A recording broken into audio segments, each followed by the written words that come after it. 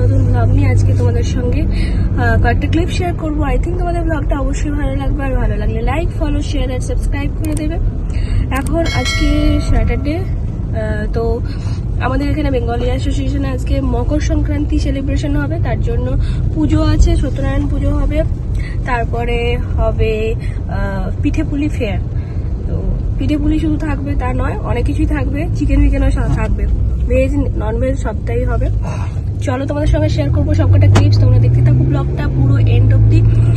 আর প্রথমে দেখা যাক কয়েকটা পুজোর ক্লিপসও তোমাদের সঙ্গে শেয়ার করবো। আর দেখো আজকে ঠান্ডা নেই, বরফগুলো সব গলে গেছে, একটু একটু আছে, হালকা হালকা সাদা সাদা দেখতে পাচ্ছ তোমরা। চলো বেরিয়ে পড়া যাক।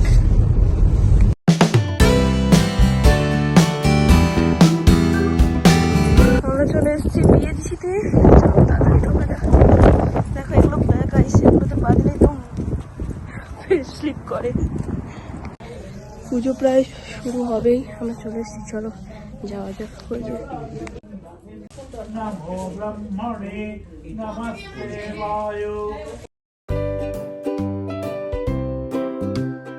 আমরা 10:45 নাগাদ বঙ্গভবনে আমরা পৌঁছেছিলাম। তারপরে দেখলাম পুজোর কয়েকটা কাজকর্ম শুরু হয়ে গিয়েছিল, ঠাকুমশাইও এসে গিয়েছিলেন। আমরা ঝটপট করে বাকি কাজগুলো কমপ্লিট করলাম। এই যে দেখতেই পাচ্ছ টেবিলগুলোকে কভার করলাম, কারণ এই জায়গাগুলোতে মেলা মানে ফেয়ার, মানে যেই ফুড ফেয়ারটা কথা বলছিলাম সেটা হওয়ার কথা ছিল। তো এটাই প্ল্যান ছিল যে পুজোটা কমপ্লিট হবে তারপর এটা হবে। তো পুজোটা শুরু হচ্ছিল 11টা নাগাদ, আর তারপরে ফেয়ারটা ছিল 2টো থেকে, 1:30-2টো থেকে। তো সেই মতো আমরা এগুলো সব রেডি করে নিচ্ছিলাম আমরা দুজনে মিলে। আর বাকি ছিল পুজোর এক সাইডে কাজকর্মগুলো তো চলছিল, অলরেডি শুরু হয়ে গিয়েছিল, ঠাকুরমশাই পুজোটা শুরু করে দিয়েছিলেন। আর ওই দিন ছিল অনেক কিছু ব্যবস্থা, যেগুলো হলো ঠাকুরের স্নান করানো, ঠাকুরের ড্রেস চেঞ্জ, নতুন বস্ত্র পরানো, সবটাই ছিল। তো সেই কারণে সেই মতো সবাই মোটামুটি হেল্প করে দিয়েছিল ঠাকুরের কাজের জন্য। আর ওই দিন পুষ্পাঞ্জলিরও একটা ছোটোখাটো ব্যবস্থা ছিল। এই দেখো ছোট্ট একটা ঠাকুর আছে, ওটা সুন্দর করে স্নান করানো হলো, আর নতুন এই ড্রেসটা পরানো হলো। ড্রেসটা একজন সুন্দর হাতে বানিয়েছেন, তো ড্রেসটা দেখে আমার খুব সুন্দর লাগছিল।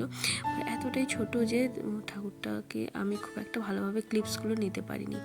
যাই হোক, তারপরে পুজোটা শুরু হওয়ার পরে আমরা এই সাইডে চলে এলাম। এই দিকে দেখতে পাচ্ছ অলরেডি টেবিলগুলোকে সুন্দর করে কভার করে দেওয়া হয়েছে আর লেবেল করে দেওয়া হয়েছে। আর এগুলো সব উপরে কয়েকজন খাওয়ার নিয়ে অলরেডি চলে এসেছে ফুডগুলো, তো সেগুলো রেখে দেওয়া হয়েছে, বাট ওগুলো কভার খোলা হয়নি, কারণ পুজোটা তখনও শেষ হচ্ছিল না তাই।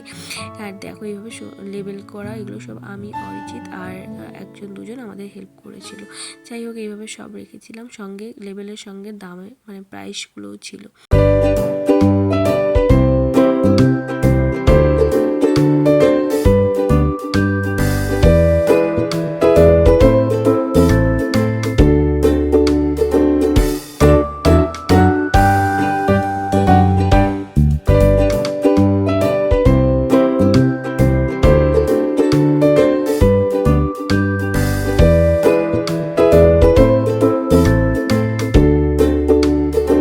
তারপর ওদিকে আরতি শুরু হয়ে গিয়েছিল, চলো আরতিটা তোমাদের সঙ্গে শেয়ার করে দিই।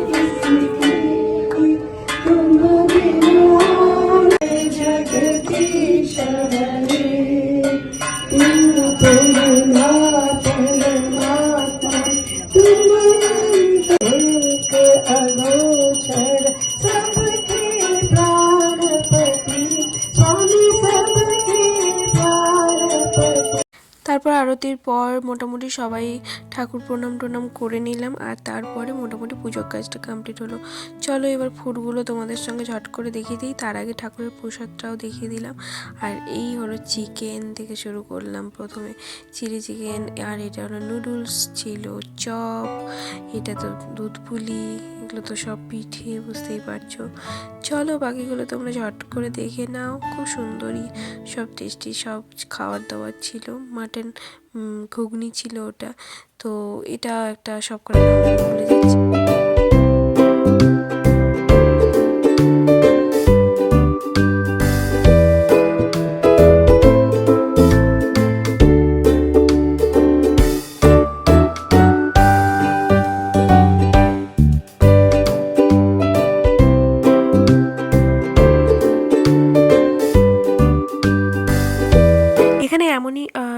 রাস্তা ছিল, যেটা হলো ঢুকেই ছিল লেফট সাইডে ক্যাশ কাউন্টার। ওখানে গিয়ে ক্যাশ দিয়ে বা যেভাবে হোক পেমেন্ট করে কুপন কালেক্ট করতে হবে, কুপন অনুযায়ী এভাবে খাবারটা দেওয়া হবে।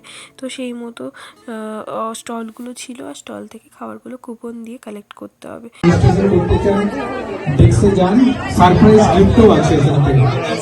ওই দিন খুব ফাস্ট খাবারগুলো সব শেষ হয়ে গিয়েছিল, স্টলগুলো পুরো খালি হয়ে গিয়েছিল।